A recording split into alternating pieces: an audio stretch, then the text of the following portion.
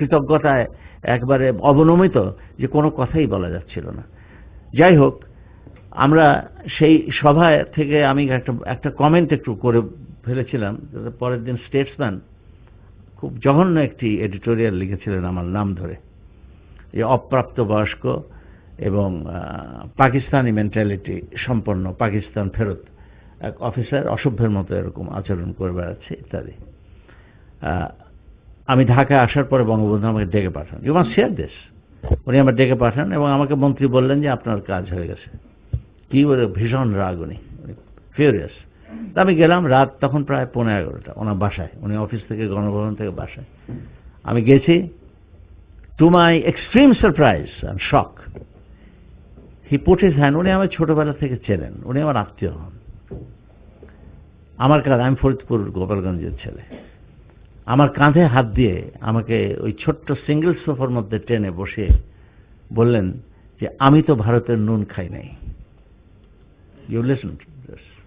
একটা শব্দ আমি যদি বানিয়ে বলি কি বাড়িয়ে বলি, আল্লাহ যেন এর শাস্তি আমাকে কবরে দেন।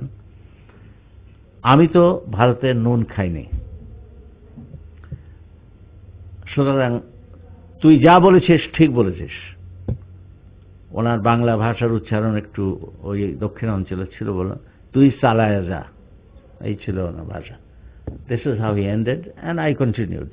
আই থট যে I have got a green signal. সুতরাং এইটা কি আমি দীর্ঘ করে যে চুক্তির কথা আপনি বললেন 1974 সালের 24 থেকে 28 মে আপনার রাষ্ট্রপতি ভবন দিল্লি, ভিভি গিরি তখন রাষ্ট্রপতি, এটা you must hear very carefully.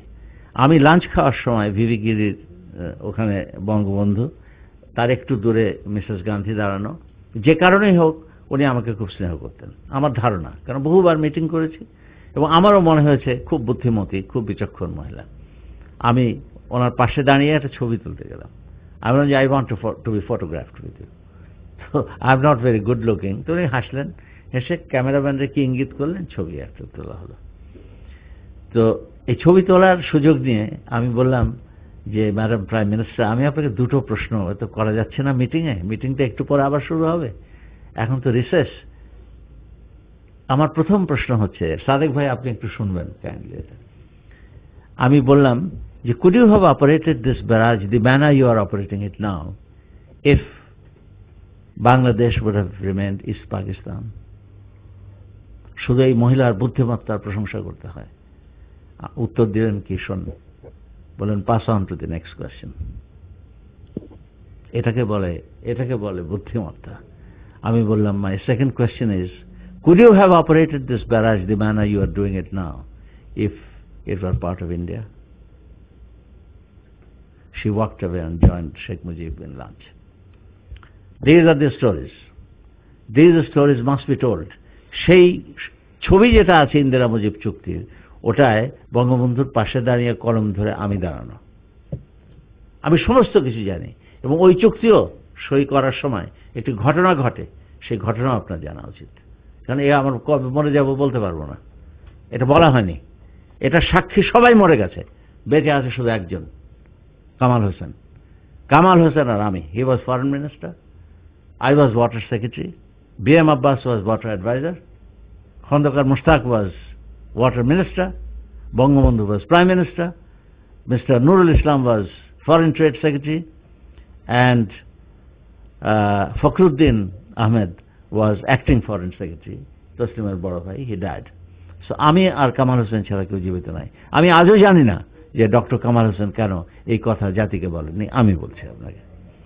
একটি প্রশ্ন করছেন Sardar Swaran Singh, foreign minister of India, তার পাশে বসা mister Kewal Singh, the foreign secretary of India, বলছেন যে Bangabandhu, the people of India might misunderstand you, the government knows they will not misunderstand you, but people of India might misunderstand you because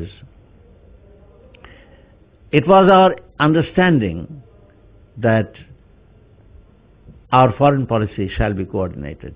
Your joining in OIC meeting Lahore, we had no consultation, and therefore there was no coordination. And people of India think that we are not following the same foreign policy with Pakistan.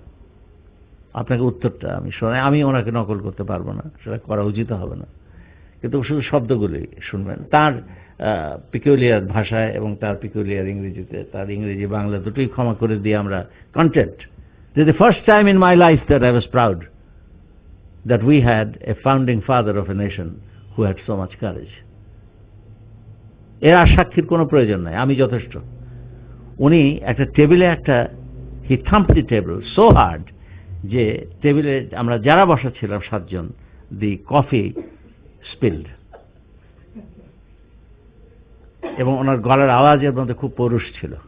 উনি দিয়ে বললেন, mister, আমি ওনাকে নকল করতে পারবো না, আমি শব্দগুলি বলছি, mister Saran Singh, don't teach me subcontinental politics, but remember, I understand the difference between coordination and subordination. I do not need anybody's permission to go and visit OIC. I represent a country where 90% are Muslims, and I have gone to join. We are the second largest Muslim nation in the world, and I have gone to join them. Whether it is Lahore or whether it is somewhere else is a different thing. But I don't need anybody's permission. This is another thing that supports what you had said. আজকে এসব কথা মনে পড়ার কথা না, কিন্তু মনে পড়ছে এই জন্যে যে আমি একটা অনিবার্য গতিতে, much to the regret and sadness of my presiding president today and Hannan and Sadiq Bhai, and কারণ ওদের চিন্তার উৎসের শক্তি আমি বুঝি, আমরা একটা অনিবার্য ভাবে সেই 47 সেপ্টেম্বরের CWC রেজলিউশনের দিকে অগ্রসর হচ্ছি, এবং ভারতের যে সুচতুর অগ্রযাত্রা এটাকে ইমপ্লিমেন্ট করবার তার প্রথম ধাপ ছিল 1971। এটা কে কি ভাবেন আমার কিছু এসে যায় না, আমার রাজাকার, আমার পাকিস্তানি, আমি কোনো পৃথিবীতে কোনো মানুষ নাই যাকে ভয় পেয়েছি, পৃথিবীর কোনো জাতির কাছ থেকে আমি না সিগারেট খেয়েছি না পয়সা খেয়েছি, আমার প্রয়োজন হয়নি। আমি একটা সচ্ছল পরিবারের সচ্ছল সন্তান, এর প্রয়োজন হলে কি করতাম জানি না। তো এখন আমি আমার এক স্কুল ফ্রেন্ড, জানি না আপনারা চিনবেন কি চিনবেন না, মুস্তাফা মোয়াজ্জেম হোসেন, ডায়াবেটিক, এটার সিনিয়র মোস্ট ডক্টর ছিলেন, উনি জাস্ট মাস 2 আগে মারা গেছেন। আমি ওনাকে মারতে উঠেছিলাম বছরখানেক আগে, উনি এই কথা বলেছেন 1 বছর আগে, যে আমরা পাসপোর্ট তো বহুবার বদলালাম, কি হবে, ইন্ডিয়ার পাসপোর্টের তো তবু পৃথিবীতে একটা সম্মান টম্মান আছে, এখন অ্যাটম বোমা টমা বানিয়েছে, আমাদের এই পাসপোর্ট দেখলেই সবাই ভুরু কোঁচকায়, সব ইমিগ্রেশন পৃথিবীর, তা আমরা ইন্ডিয়ান হয়ে গেলে কি ছিলাম, যাই তাই থাকবো, আমরা তো তুই হিন্দু হয়ে যা, এটাও হয়ে যা। তো বললো যে অধিকাংশ তো ছিলাম, তো নমশূদ্র ফুদ্র ছিলাম, হয়ে যাব।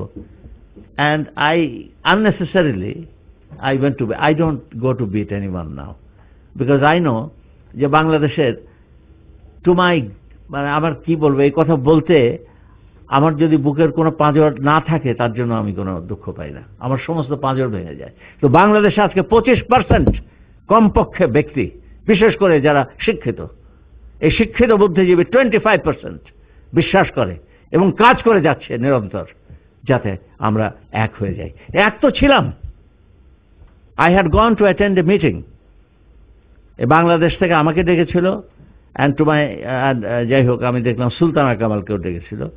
একটা কি প্রবাহ সংঘ একটা আছে, প্রবাহ সংঘ, এটার মেম্বার আদভানি, এটার মেম্বার ওই যে মুসলিম একজন অভিনেত্রী আছেন ওই শাবানা আজমি, এটার মেম্বার ওই যে গান্ধীর পুত্র ওয়েস্ট বেঙ্গলের গভর্নর, এরা সমস্ত। তো সেখানে আমাকে ডাকার কি কারণ, it must have been the oddest mistake they made. এবং সেইখানে এত সুন্দর হসপিটালিটি এবং এত সুন্দর ভাবে রিসিভ এর আগে কোনোদিন আমি জীবনে, এত যে ইন্ডিয়ায় মিটিং করতে গেছি, কিন্তু সেখানে সামারি বলে দিই আপনাকে, এর সাবজেক্ট হচ্ছে লিভিং উইদাউট ফ্রন্টিয়ার্স। 1947 সেপ্টেম্বর, কেউ কথা বললেন না। আমার বাঁ পাশে বসা আদভানি সাহেব, যাকে আমার মনে হচ্ছিল, আমার কি মনে হচ্ছিল আপনাকে বুঝতে পারো, আমার মনে হচ্ছিল যে আমার বয়স তো তখন যখন গেছি তখন I was 73, যে আমার বয়স যদি এই 40-40 হতো আদবানি সাহেব আর দিল্লি ফিরতে পারতেন না, একেবারে ফর শিওর।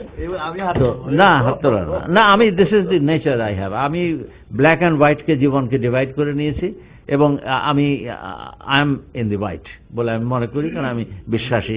তো ব্ল্যাক সাথে আমার সংগ্রাম ইজ ইটার্নাল। এইখানে কথা হয়েছিল ফ্রন্টিয়ার উড়িয়ে দেওয়া, এখানে কথা